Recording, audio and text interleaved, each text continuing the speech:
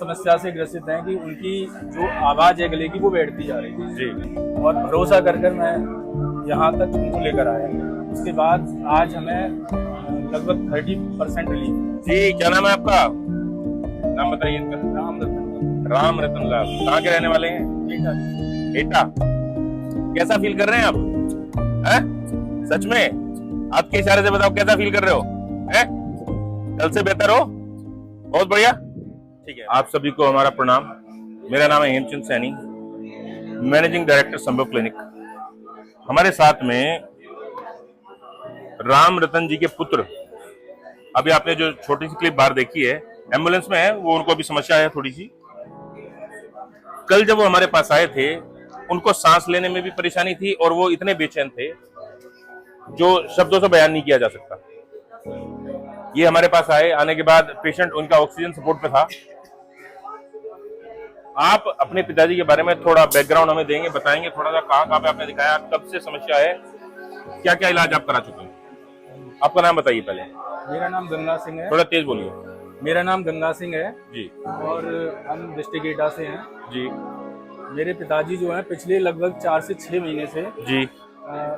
इस समस्या से ग्रसित हैं कि उनकी जो आवाज़ है गले की वो बैठती जा रही थी। जी। और पिछले लगभग 3-4 दिन से आवाज़ बिल्कुल ही बैठ गई थी। ठीक। और ब्रीदिंग में भी समस्या हो रही थी। हमने उनका इलाज लगभग 4-6 महीने से ही आगरा में डॉक्टर RS गिल साहब हैं, उनका ट्रीटमेंट लिया हुआ है।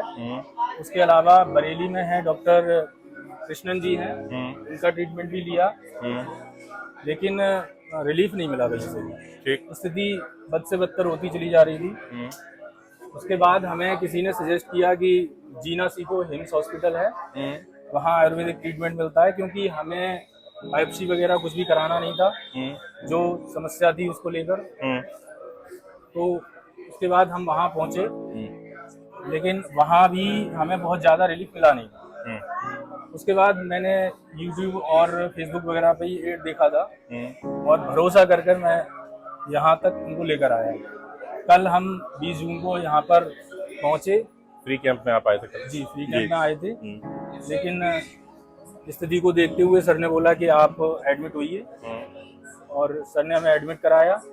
उसके बाद आज हमें लगभग 30% रिलीफ। आपकी जानकारी के लिए बताना चाहता हूँ कि हमारे यहाँ पे एडमिशन की व्यवस्था नहीं है, ना ही हम एडमिट करके इलाज देते हैं।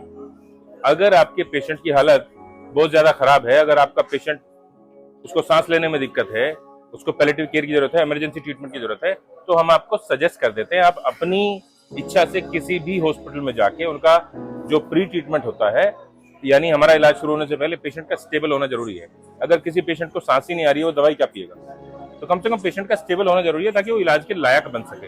हम कोई इंजेक्शन नहीं लगाते, कीमो रेडिएशन हम देते नहीं है, हम आपको ओरल ट्रीटमेंट देते हैं। दवाइयां आप मुंह के रास्ते पेट से में जाएंगी आपके, और आपको आपकी बीमारी को खत्म करेंगी, आपको इलाज में तभी आराम आएगा। लेकिन अगर आपके पेशेंट को सांस लेने में समस्या है, आपका पेशेंट अभी यही नहीं पता है कि कितने दिनों का मेहमान है, हमें नहीं पता है, अगर आपका पेशेंट स्टेबल नहीं है तो हम आपको इलाज नहीं दे सकते।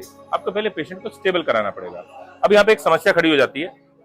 अक्सर लोग हमें कहते हैं, सर हमें बता दो क्या करवाना है, हम ले जाकर एडमिट करा लेंगे, दवाई आपके यहाँ से ले जाते हैं, आपकी दवाई चला लेंगे, वहां पे हो जाएगा।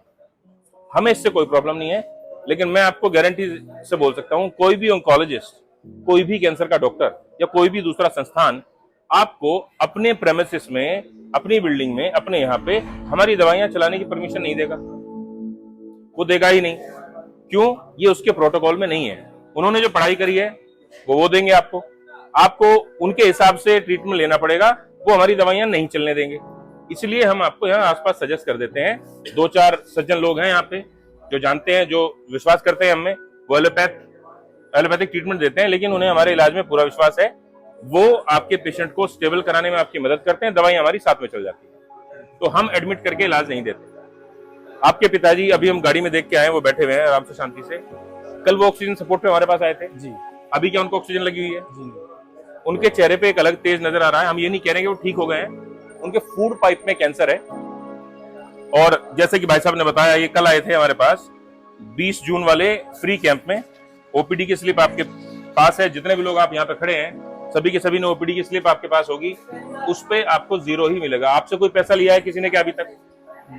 आपसे कोई पैसा लिया है क्या? दवाइयां जो लोग ले चुके हैं उनसे कोई पैसा लिया है क्या अभी तक? आपको पैसा तभी खर्च करना है इलाज में जब आपको इन दवाइयों से आराम आ जाए। अगर आपको आराम ही नहीं आता है तो आप जो हमारे पास से ले गए हैं, आप लोगों के भले के लिए जो हम कर रहे हैं वो समझ के आप जो है अपने घर पे रखिए, कोई बात नहीं। आपका अगर इलाज कराने की सामर्थ्य है तो इलाज में आराम आने के बाद, इन दवाइयों से आराम आने के बाद आप हमसे जुड़े रहें, तभी आपको आराम आएगा, ट्रीटमेंट आपका पूरा होगा। तो हम उम्मीद ये जताते हैं कि आपकी बीमारी पूरी तरह से जड़ से खत्म होगी और आप प्रोटोकॉल को फॉलो करते हैं तो जीवन में आपको कैंसर जैसी बीमारी दोबारा से नहीं घेरेगी।